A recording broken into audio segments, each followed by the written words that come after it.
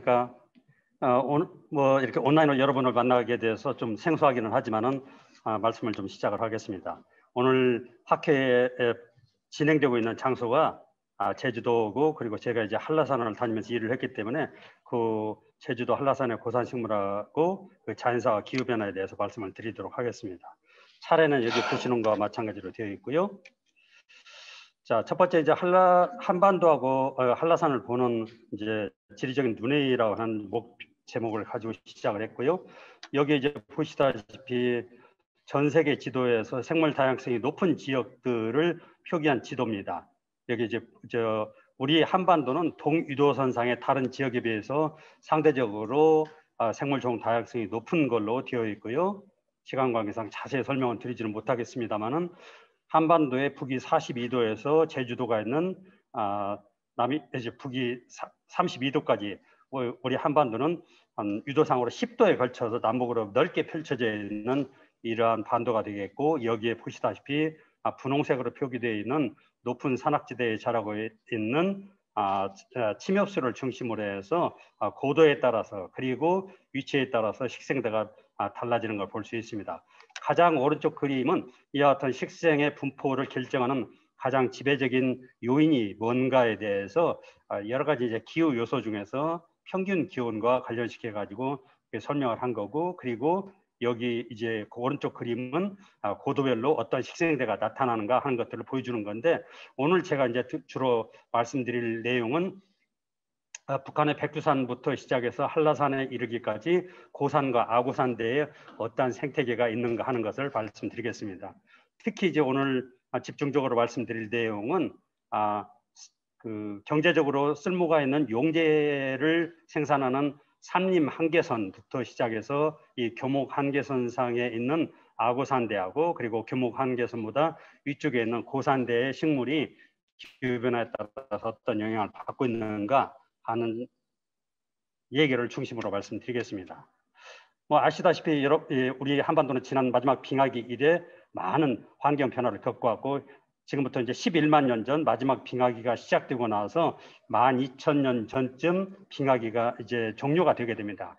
그 당시에 가장 추웠던 당시 지금부터 한 2만 년 전후에 유라시아 대륙의 모습이고요. 여기에 지금 한반도가 있고, 유라시아 대륙의 거의 넓은 지역에 북극해 연안, 그리고 히말라야에서 그 러시아 연해주에 이르는 지역까지 넓은 지역에 걸쳐서 이제 빙하가 발달했던 걸로 이렇게 알려져 있습니다. 이 당시의 한반도의 모습입니다. 현재 우리 한반도를 중심으로 해서 서해 바다는 평균 수심이 43m 정도 되고, 남해가 한 100m 좀 넘고요. 동해는 이제 1000이 넘기 때문에 당시에 이와 같이 빙하가 넓게 발달했을 때, 북반구의 빙하가 넓게 발달했을 때 당시의 해수면은 현재에 비해서 100에서 한 140m 정도 낮았고, 따라서 한반도 서쪽에 있는 서해 바다는, 그리고 남해의 거의 대부분 지역들은 육지로 노출되어 있는, 당시에 지금은 존재하지 않는 랜드브리지, 연륙교가 이렇게 있었고 넓은 평야지대가 있었던 걸로 이렇게 알려져 있습니다. 그리고 이제 지금부터 12,000년 전쯤부터 시작해서 이제 홀로세가 시작되게 되는데, 이 마지막 빙하기에 해당되는 지금부터 17,000에서 15,000년 전 강원도 속초, 영랑호 일대 꽃가루 화분도입니다. 여기 보시다시피 지금은 설악산이나 백두산 쪽에서만 볼 수 있는 이깔나무라든지 가문비엔나무와 같이 상당히 높은 고도에 자라고 있는 바늘잎나무, 침엽수가 주로 이제 우점을 당시에 했던 걸 알 수 있고요. 그리고 이제 소나무의 경우에도 잎사귀를 5개 가지고 있는 한대성 소나무 종류와 전나무 속들이 번성을 하다가, 지금부터 10,000년 전쯤부터 시작해서 이와 같은 한대성 바늘잎나무, 침엽수는 사라지고, 이제 같은 소나무라도 잎사귀가 2개짜리 이엽 소나무라든지, 그리고 참나무 속 여러 종류, 그리고 여러 가지 이제 낙엽 활류수들이 이렇게 우점을 했던 걸로 이렇게 꽃가루로 확인이 되고 있습니다. 따라서 이걸 가지고 이제 당시 고기후를 복원하게 되면은 12,000년 전부터 마지막 빙하기가 끝나고 홀로세에 들어서면서 몇 차례 정도는 현재보다도 따뜻한 시기들이 있었고, 또 몇 차례는 지난 12,000년 동안에 한랭한 시기들이 있었고, 그 마지막 한랭한 시기가 소빙기, 리틀 아이스 에이지라고 하는 지금부터 한 한 4세기에서 한 18세기 이런 시기가 있었습니다. 죄송합니다. 화면 공유를 좀 진행한다는 말씀입니다.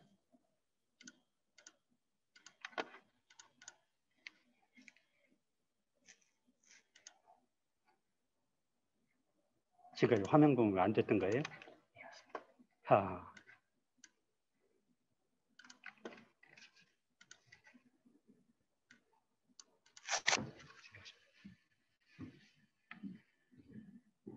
아이고, 제가 계속 얘기를 했는데 좀 화면 공유가 안 되어 있었던 상태로 얘기가 됐다고 그러네요.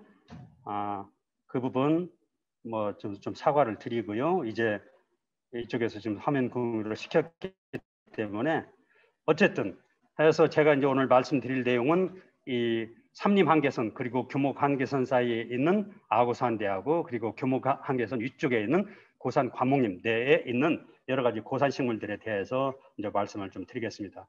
여하튼 한랭한 기후 조건에서 기원을 해서 지금도 서식하고 있는 이러한 식물들은 외부에 이제 지구 온난화와 같은 문제가 발생하게 되면 가장 먼저 영향을 받게 되는 이런 대상이 되겠습니다. 그래서 지구 온난화에 취약한 종들을 보게 되면은 우선 이제 우리나라에 있는 그 경관과 관련돼서 고산, 아고산, 습지, 연안, 도서, 하구 이런 지역에 서식하는 종들이라든지 특히 이제 오늘 말씀드리는 고산대와 아고산대에 고립되어서 분포하는 종들 그리고 분포 범위가 좁거나 분포 한계선 특히 이제 남방 한계선에 분포하는 종들, 섬에 자라고 있는 종들, 기후변화에 민감한 종들 그리고 이동 속도가 느린 종들 이러한 것들이 취약한 것들인데 한라산 정상 쪽에 있는 이러한 식물들이 이 모든 것들의 조건에 해당하는 여하튼 온난화에 가장 취약한 종들로 볼 수 있겠습니다.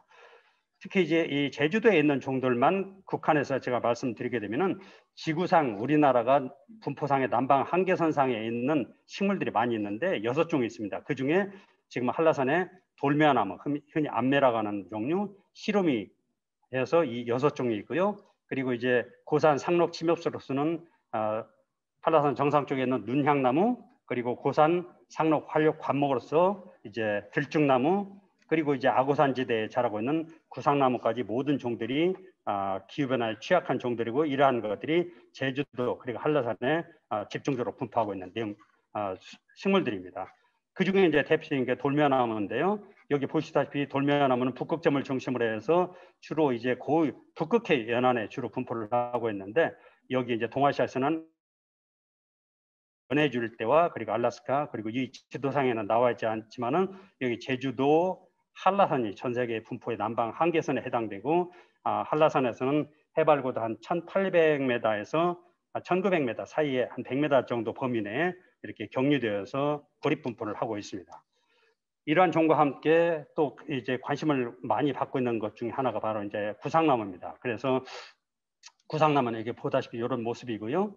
주로 이제 한라산 1300에서 정상 쪽에 주로 분포를 하고 있는데 여기 보시다시피 고사목들이 많이 지금 발생을 하고 있고 이러한 것들을 저희가 2001년도에 연륜 분석을 해서 학회지에 보고할 때 저희가 얘기했던 것은 이런 봄철에 기온이 갑작스럽게 오르면서 이 수분 부족에 따라 가지고 구상나무가 생리적인 스트레스를 받고 그러면서 쇠퇴하는 것으로 저희가 분석을 했고 최근에 이제 국립공원연구원하고 충북대 서정옥 교수 연구진에서 연구한 결과도 이제 유사한 연구 결과가 나왔습니다.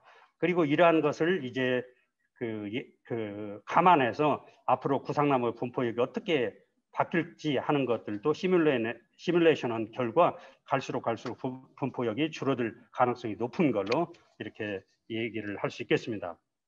마지막으로 이제 결국은 기후변화는 우리나라 이제 한반도의 백두대간과 한라산의 고산과 아고산 생태계에 아주 큰 영향을 미칠 걸로 보고 있고 그랬을 경우에 이러한 것들이 이제